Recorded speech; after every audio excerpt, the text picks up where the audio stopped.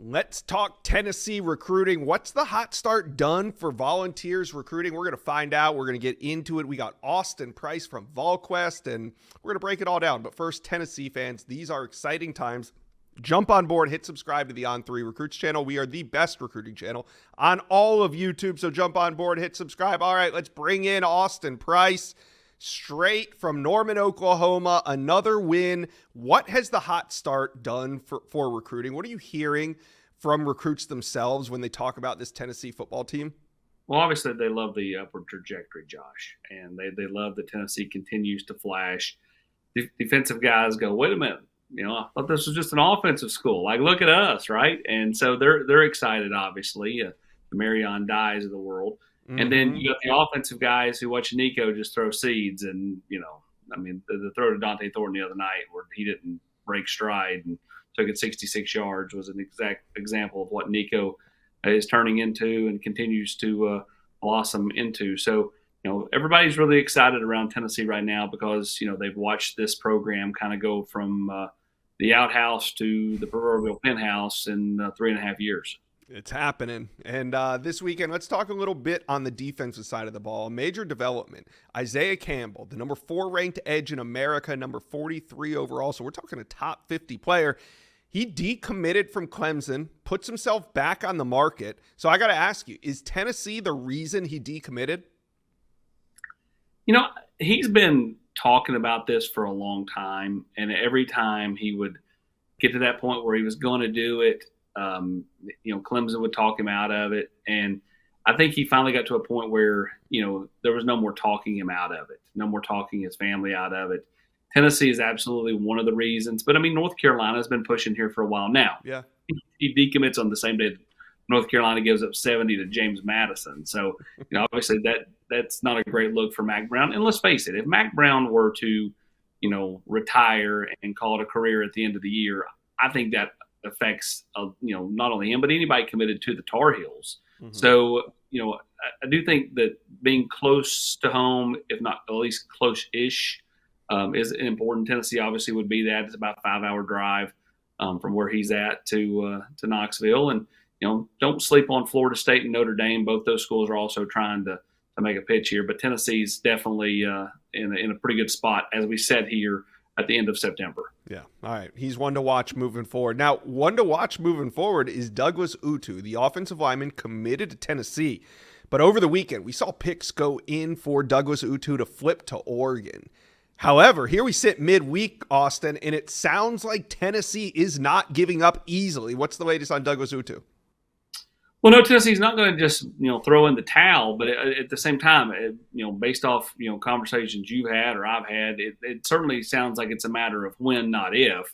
But with recruiting, you never know. Again, Isaiah Campbell was slated to decommit from Clemson a few times over the last several months and never did up until this past weekend. So you just don't know what happens behind the scenes that can kind of derail things. Do they put it off, and then end up never doing it, all those little things. But, Oregon's a school that's always been right there for Doug. And, it's not surprising. Just like, Deshaun Brame was inevitable to flip back to Tennessee from Oregon. Douglas Utu right now certainly feels like he's inevitable to flip from Tennessee to Oregon. Well, offensive line, a major need. Does Tennessee have a plan if Utu does flip to Oregon? Yeah, I don't know if they have a plan for the prep ranks. I think the more likely scenario would be they just go to the transfer portal and try to go that route.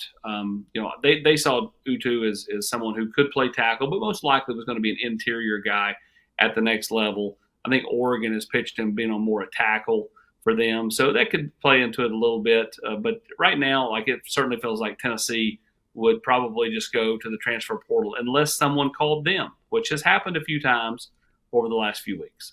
All right. You and I have talked a couple times on the Inside Scoop about linebacker being a position in need for Tennessee. A couple names I want to ask you about. Madden Faremo out of California. Jaden Perlotti, who is from Georgia, committed to USC, has flipped a couple times already. And then Austin Howard, who's committed to Mississippi State, but he's from the state of Tennessee. Any of those three could you see Tennessee making a real play for? Yeah, the young man out of California, Tennessee certainly has some ties there with Coach Inge living out in Southern California for a long time. That one, could make some sense. But again, he was kind of pegged for Notre Dame for the longest time, Josh. And then, it seems like that's kind of cooled a little bit, and he's looking around. Jaden Perlotti, that one would be a head scratcher to me. I'm not so sure I believe that one.